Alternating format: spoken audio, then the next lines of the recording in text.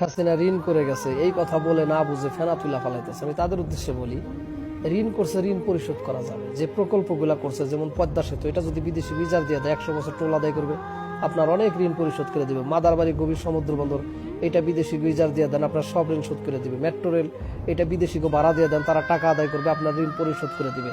রূপপুর পারমাণবিক বিদ্যুৎ কেন্দ্র, এই বিদ্যুৎ বিদেশিদের কাছে বিক্রি করবে, আপনার দেশে হারিকেন জ্বালায় আপনারা ভাত খাবেন, লেখাপড়া করবেন, আপনার ঋণ সব শোধ করে দিবে। ঋণ পরিশোধ করা যাবে। কথা হলো কি, আপনার আব্বার কাছ থেকে আপনারা ঋণ করলেন আমেরিকা, তা আপনার আব্বার ঋণ কিভাবে পরিশোধ করবেন?